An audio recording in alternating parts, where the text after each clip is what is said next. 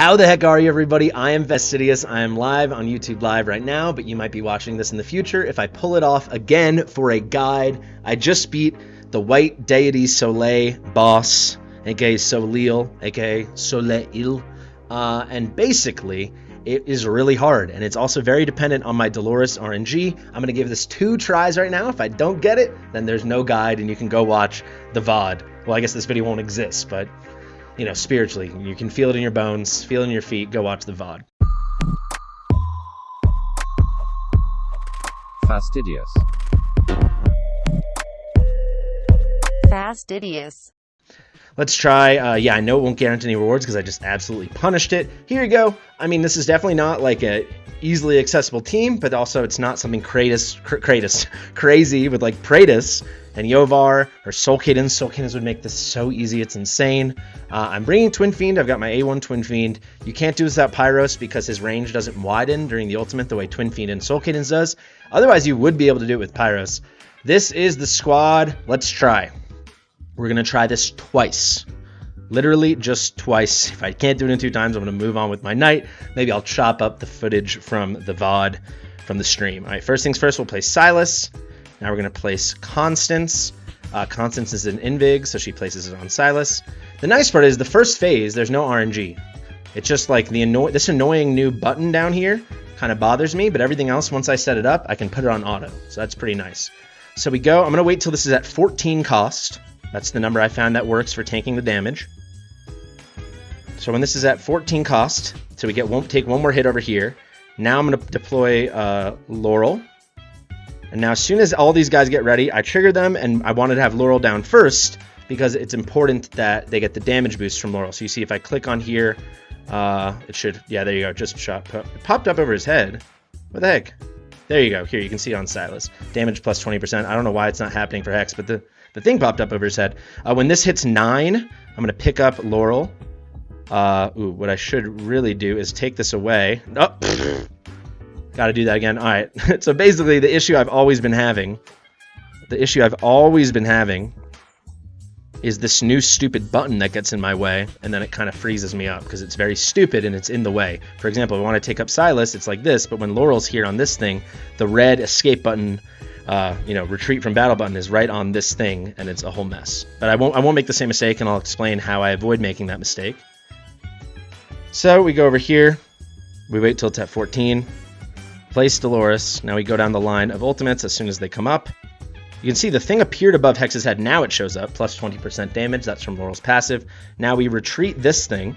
Now I'm going to keep an eye on Laurel, and we'll do Laurel, and we'll do it manually. As soon as this is on 9, we can retreat her. Now we get Elwyn down right away. I know there are a lot of good heroes here, guys, but there's not a single ancient exclusive hero here. These are all normal heroes. I have good normal heroes, but this is supremely difficult content. This is as accessible as I can possibly make this. Because my account isn't very good. It's not like I was trying to make it accessible. I just don't have very inaccessible heroes. So now that these guys are all set, we can just throw this on auto, leave it to 2x. As soon as we get to 18, we can place Zealot and start setting up the other side. I was hesitant to do this at first while the auto ults were on. However, Zealot and then Dolores and all the other guys, they won't ult if there's no one in range, so it's fine. So we wait. We can get this down and just pick it up for a little cost. I'm going to throw it on 1x now. We need to get this down to 70%, so we're nearly there. Now I'm going to place Twin Fiend. By the way, the reason I went in this order is Zealot gets the Invig from, let's turn this off, you'll see it, from Dolores. You'll see Dolores is an Invig set, so she puts it on Zealot. So now we're about to finish up with these guys with 20-something seconds to spare. This first round's the easiest. Here comes the big stun. So we can place Aelin. Aelin has Invig, so she puts it on Twin Fiend. The damage for me is very tight on the other thing. That's why if I miss the Dolores RNG, it's over for me. Everyone's stunned. We can start retreating them right away. Let's go. Alright, so don't do anything yet until Laurel's ready, because we want to take advantage of the damage boost passive, the plus 20% from Laurel. So let's place Laurel. As soon as we can, we're going to ult with Zealot. Now we ult with Twin Fiend. As soon as she's in range, ult with Twin Fiend. There we go.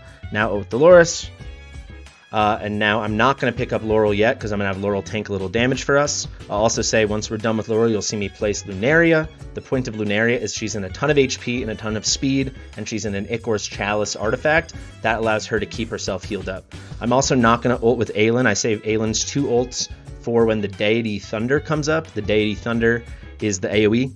Or high damage multiple times to all targets in range. It's very annoying because whoever is the normal person, the last place unit taking the damage, that's how she works. So in this case, it's Laurel, and then it's going to be Lunaria. They're taking the big AoE hits and the single target damage. And for me, they die because my gear's pretty good, but they die. So we wait, putting out some damage. We're doing okay. It doesn't look that good right now. And already we need to be like, let's get the Dolores RNG or this fight's over for us. So we wait. As soon as I see the Deity Thunder at about half, trigger it with Aelin. As soon as Aelin turns orange, we pick up with Laurel. Now I can place Lunaria, and Lunaria is our new tank, our new last placed unit tank. If you don't know what I'm talking about, I'm assuming if you're watching this and this did end up being a video, you've tried this before. So basically, Deity's Awakening? Yes, Deity's Awakening activates the Thunder Beacon, so those little circle things everywhere, to attack the last deployed unit in range. Simple as that. So here we go. Did we get the roll? We did. You see how we went straight to 83% as opposed to, I believe it should have been 50%. That means we're cooking with the first one, so we only have to hit one more time, a 4 out of 5 chance. Will it happen? I don't know. As soon as Twin Fiend's ready, we ult with him. Make sure if you're going to use Twin Fiend, or same thing for Soul Cadence, the amount of time you need, or at least for my builds, what I've found many months of practice in Guild Boss 1 is Twin Fiend needs to be at, same thing with Pyros too, at 83% charged up on the ult, or when you ult with Twin Fiend or Pyros or Soul Cadence, you need Dolores to be at least 83% charged up on her ult. So we were fine there. And you can see Lunaria is taking all the main hits, but then heals herself up with every hit. That's what those heals are, those 3.9Ks. And that's from her Ichor Chalice artifact. And if this is a successful run, I'll show that to you. So we're doing okay right now. We got to get this Dolores roll, or the fight's already over for me. And now we can start deploying on the right side. So the way this works is you want to deploy in the order you don't want to get hit. So Silas is the most important, so he gets deployed first. Then we do Hex here. This positioning is very important. Then Eloin, then Constance. So everyone's in Constance range except for Eloin. So let's see. Dolores top left here. Are we going to get a plus 300? Let's see. Yes. All right. So it's up to me now not to mess up. And hopefully we don't have some other random damage RNG. But now we're good. The chance of this happening, of hitting the 2 Dolores good rolls, it's 80% each time. So the chance of it happening twice in a row is pretty likely. It's 64%. It certainly doesn't feel like that to me, but you have a 4 out of 5 chance to hit it every time. Here comes the second time you're going to ult with Aelin. When we're at just less than 50%, we ult. We're good to go. And now we'll see. We trigger with the Zeal 2 right away. Now we trigger it with Twin Fiend. And we got to get this. We have 25 seconds. You can see in the top left above my head. We have to get this under 30. I was a little early with Twin Fiend, but maybe we'll make it up because of the artifact. Looks like we might just, or we might just miss. Was I too early? Frick. Just got it. Just got it. Come on. Oh, I think I missed it. We'll see if we make it. We'll see if we make it. So we got to get this under 30%. Uh-oh. This is not good. Might just make it. We might just make it. 30.9, 30.5. Yes, that's the stun. Amazing. Okay, pick everyone up.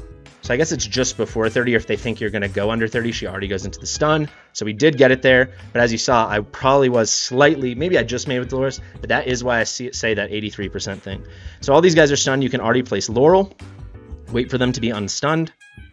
As soon as they all wake up, go Silas, Hex, and then Constance. And they all get the damage boost, right? There's the 20%. No more Invig because we picked them up. For some reason, Silas isn't getting the damage boost. Is he getting it now? No. But I saw it happen above his head, so that's another glitchy thing. I'm going to leave Laurel down just to tank as much damage as possible.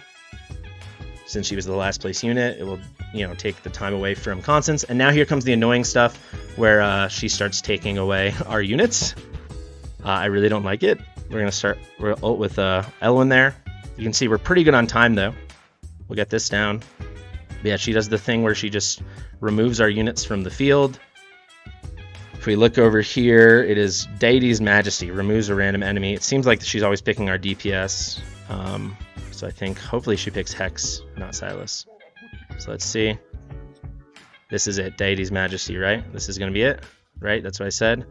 So let's see. Does she has a visual cue who it's going to be? It looks like it's Hex. Am I right? I can't tell. No, onto Silas. You see that thing? So Silas is toast. That stinks. He's gone. Not good. Let's ult with Constance again. We're at 13%. However, we do have all these guys coming, right? So that's good.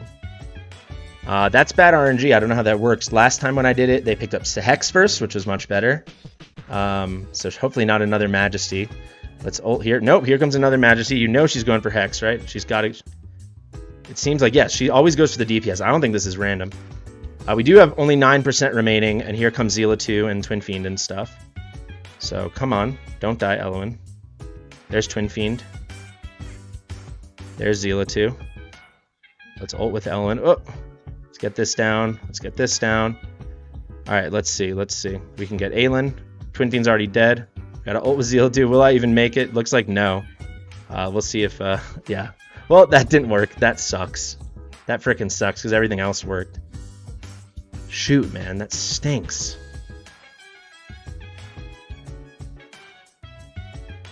Well, I said I'd try it twice. Let's try it twice. I really don't want to, but let's do it.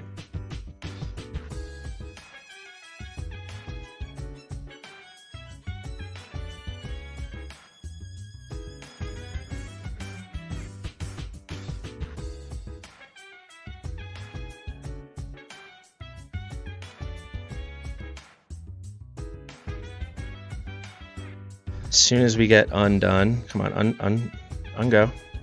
Let's trigger. Trigger. Trigger.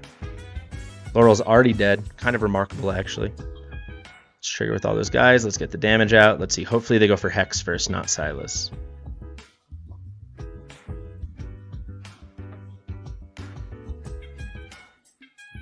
Here's the Majesty. Who's she going to pick? She's picking Constance? Is that what I saw? Nope, Silas, of course. Of course. Very fun. Very cool. Honestly, a very good time. I love it. That's so cool. So yeah, I guess it is RNG. That it seems to me, and people in chat are saying War Guides notice the same thing. They're just always going for your DPS. I really don't like that. That really sucks. But I guess it is what it is. I don't know. So let's see. Who are they going to go for? Are they going for... Of course they're going for Hex. All right, let's get who we have coming now. So, Twin Fiend, Zila 2, and Lunaria. Let's try to make Lunaria place. Let's wait till they're all ready. So there's Twin Fiend. We've got 1.7 on Zila 2, 1.7 on Lunaria. Let's wait a moment. All right, Twin Fiend, Zila 2, Lunaria. Let's see if there's any way we can control any of this. Let's trigger this. Let's trigger, of course. Already dead. Can we get this off?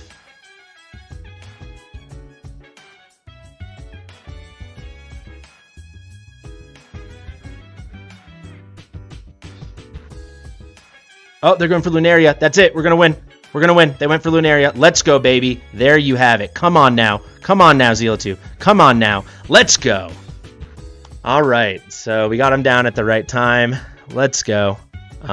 Extremely challenging, but we beat it twice now. That only took, I guess, 3 tries again.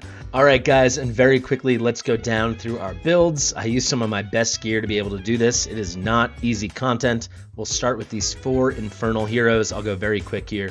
We've got Zila 2 in a very strong Soulbound Arcana set. Infernal Roar also would work very well, but because a lot of ults are happening, we can max out the Soulbound Arcana very quickly. Infernal Roar, though, totally good option. You can see I'll click through the stats very, very quickly, each individual piece. Total stats, I'm going for pretty high attack, even though we are still using a Dolores, 17.4k. We got her at a 1.5 second interval, nearly crit capped at 99%, 359% crit damage. The only significant thing with Awakening is the 18.5% rage regen. She has one really amazing piece on her by my standards. I don't have the best gear in the world, but we do have perfect substats on this one. I will say my Zila 2 is A5. The only significant thing is getting the A3. To do this without her A3 and the extra 10-second duration on her ultimate, I would have needed better gear. So if already you thought this was a good build, yeah, I still would not have been able to do it, I don't think, without the A3. A key thing to mention here, I don't think you can do this with my strategy without Zeal 2, unless instead of Twin Fiend, you are using Soul Cadence. So my Twin Fiend here, you'll see it's a solid build. It's not so crazy. I went pretty heavy on the crit damage. Soulbound Arcana again. Let me click through very quickly. No Ancients on the left side, but I have some nice crit damage pieces. Annihilating Might set. You can see total attributes, 13.7k attack. Wish it was higher, but we made do. He doesn't have the highest base attack at 44.46. You can see a 1.5 second interval, not that fast, but it actually doesn't matter very much because he can only even hit the target and build rage that way when he is ulting. So he's never really doing any basic attacks, like at all. He can only ever go when he's ulting and expands his range, so this really doesn't matter. He's crit capped with 366.5% crit damage. This is a good build, not a crazy build. I will say a key thing for my Twin Fiend is he was A1, so that really helps putting out those physical and magic damage vulnerabilities. In this case, really just the magic damage, because that's what we're using here between him and the Sela 2. That is going to be Twin Fiend. And also, I should have mentioned his artifact. I ran him in a maxed out tier Twilight. I do have his exclusive promo 1, but I found just the extra attack boost was what I needed here. If we go to Zeal 2, I'll show you very quickly. I ran her in a Frigid Flame. You actually can't really reach with the Wailing Skull and the Frigid Flame. She's not taking damage frequently at all, so you're always at 2, if not the max 3 stacks. A very strong artifact for her. I've got one maxed out. We can keep going now. You can see Dolores, a completely standard Dolores build. This is the Dolores build I always use. Attack bonus, flat attack, attack bonus, flat attack, attack bonus, no flat attack, but I did get that rage regen. This is the only piece I changed. Then flat attack and attack bonus, and then big attack bonus. Actually, not even that big. And then decent attack bonus here. I'm actually looking at this now. This was not my best in slot Dolores gear. I could have done a bit better. For Artifact, I ran her in a maxed out Golden Scarab. Part of the reason is a lot of that better gear was on Constance. You'll see that in a second. Here are the total stats. She's at 13.1 attack. Ideally, it'd be higher when using a maxed out Golden Scarab, but this was suboptimal gear. Pretty good stuff, though. Good amount of rage regen, so that helped us cycle later on, especially if you're going to get unlucky and miss those rolls, but you have enough damage to compensate. I certainly didn't. We've got 2 more. I guess technically I ran Hex as a Piercer, but we can show him now.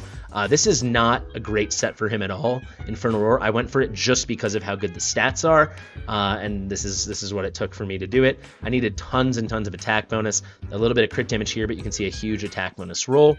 You can have a crit rate, crit damage, attack speed, pretty solid, no attack bonus there. I made up for it with the set bonus, and then attack bonus, crit rate, attack speed. Again, kind of suboptimal. Basically, I ended up doing a switch between this was the gear on Zeal 2, and then I had the gear that was on Hex. I put that onto Zeal 2. It's really not great. I would not consider him an Infernal Roar hero, but it did work in the end. I realized we were able to handle the beginning stage pretty easily, even without him in the best gear, so I made sure I put that best gear on Zeal 2. His best in slot here would be Soulbound Arcana. Also a good Ageless Wrath set would totally work as well. Total stats, 14k attack, a 1 second interval, which is nice, not insanely necessary. You could run him a lot slower than this. I think even just 100 additional attack speed would be fine. Crit capped with a decent amount, but not crazy crit damage. One thing that helps my Hex a ton is that I have the Suture of Copris, his exclusive artifact. At promo 1, I got that mythic upgrade thing from the Odyssey quests.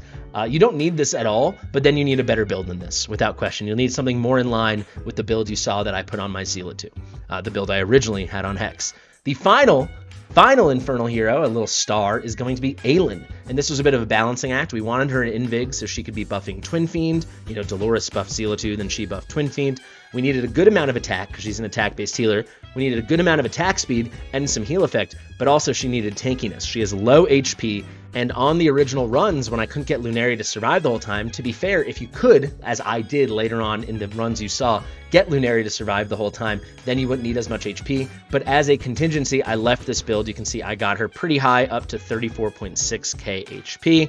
And then, yeah, hunting for some nice stats. There's some HP bonus, attack, flat attack, HP bonus, attack, attack speed, heal effect. This is a really nice piece, but we actually went with the Life Force set. All in all, this is a very solid build for Aelin. She's not max skilled. You can see only level 3 on the ultimate, but it still worked. Maxed out the final passive. She's in a Golden Scarab promotion level 3. pretty solid. You know, some of this gear is really good. Some of it's pretty good. We made it work. It was sweaty. You guys saw. Before we head down to the bottom line and cover all the non-hex heroes, I'll show you very quickly, you do not need Eloin. And let me actually talk about subs very quickly now. Easily, you could bring Vortex in place of Eloin, or I would suggest Nasandai. Both of those would work really, really well. Nasandai also would get the buff from Lunaria. I just had Eloin, and I needed to beat this, so I used her. If we look at the other replacements here, kind of nothing. Pyros cannot be used because his ult range does not expand. Only Soul Cannons and Twin Fiend do that.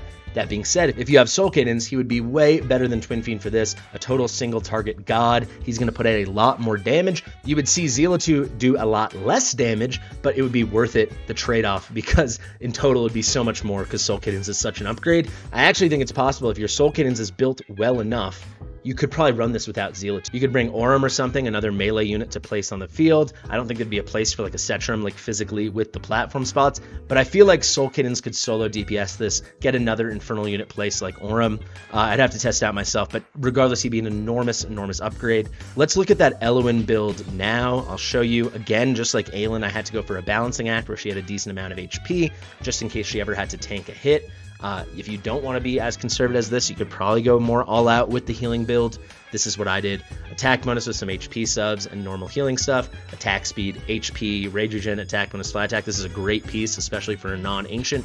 If we look now, HP bonus with some attack. I wanted to make her survive. That was key here. Now we're running an Immortal Warrior set, but with really nice attack healer stats. A huge attack bonus roll there. And now attack bonus HP heal effect. You get the picture. It comes out to a pretty healthy 17.2k attack. She's got huge base attack, so you can really lean into that HP. 38.9 HP. Solid interval here at 1.8, nothing too crazy, and a good amount of heal effect at 88, and some rage regen to boot. For the artifact, you will see she's in an Elysian Epitaph. Even though technically she has multi-target heals, this still powers them up. Not even my most maxed out one. I could have done this one on Vortex. Again, suboptimal. I did not need Eloin here. It helps with the rage cycling, but we did not need her. No question about that. If I could go back in time before I recorded the guide, I would have done it, but I'm not recording that guide again. Trust me, take my word for it. You do not need her. Let's go now to Lunaria. This is definitely the most unique build I made. I think probably the most clever thing I came up with. I run her very fast, you can see, but without using an attack speed amulet. I'm running her an HP bonus amulet with a lot of attack speed. Basically, I needed her HP as high as possible while hunting for attack speed. I went full broken set on the right, no tier 2 or tier 3 gear, pretty basic stuff. And then Immortal Warrior here with tanky stats, and then an attack speed tanky kind of weapon for Immortal Warrior. The key thing here is I wanted her defense somewhat acceptable, so we got to 1887. I got her HP incredibly high from a measly 8.9k base, and then I got her really fast. What was the thinking? She was not there to do damage, she was there to tank. She was the last place unit, she was tanking those single target hits, and then she had a lot of HP pool to work with, and then she would heal herself up with this great artifact. You can buy it from the guild shop, so it's actually very free to play accessible. The Ichor Chalice, I have it max promotion, so you can see increases damage, I don't care, but then when she deals damage every single time, a 5% restoration of her max HP. The key thing there is it is whenever she deals damage, so we want that to happen a lot, so she needs a lot of attack speed, and the health restoration is based off of her max HP, so we want a very nice HP pool to draw from. And that's what we got here. A lot of HP, a lot of attack speed, and she was a great tank. She made the thing happen. On to the next, we've got Silas. Very typical Silas build here. I went for Infernal Roar. Soulbound Arcana would also work. We went for high DPS. Simple as that. I'll click through very, very quickly. It's pretty good gear. Not like mind-blowing gear. This piece is pretty awesome. But yeah, my gear is not like incredible. It's like good late game, good early end game gear maybe. Like I have not min-maxed everything to the absolute teeth.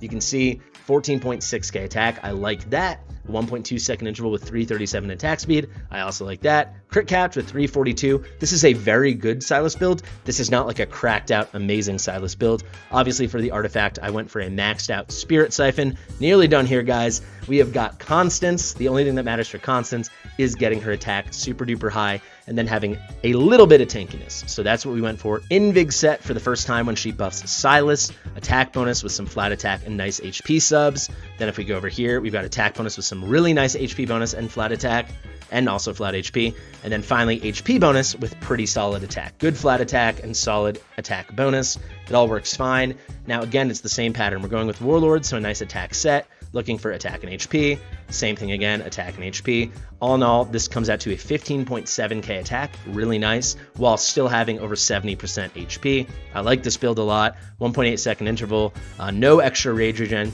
It is what it is, 25 additional heal effect, which is good because she's doing a little bit of healing. We don't need much out of her, but we definitely need some. For the artifact, we're running her in an Astral Obelisk, so this gives her a big rage boost whenever she is healed, and she's healing herself all the time, so that's great. And it also gives a 5% increase to the attack. This is post-deployment. This is really good, and you can see it's maxed out, so we have a nice base stat contribution.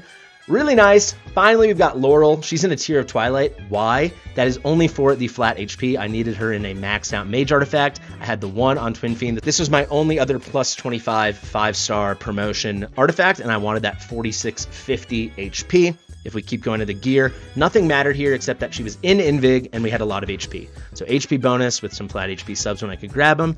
And then Immortal Warrior, she is there. You see no attack speed. She's there just to tank when we need her to tank, mainly the second time. She's like a key tank, but also the first time, you know, of the 3 cycles when we take on Soleil. If we look here, we got her to 46.2k.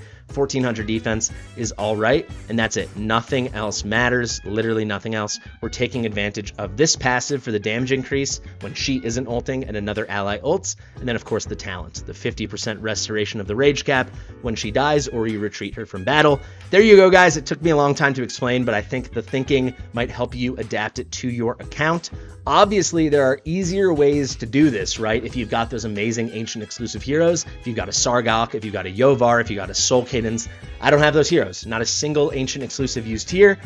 That's what I had to do with my account. I wasn't doing it to show off, but in the end, that's how it worked out. Thank you guys so much for watching. I've been Fastidious. Catch you soon. And share it with your mother.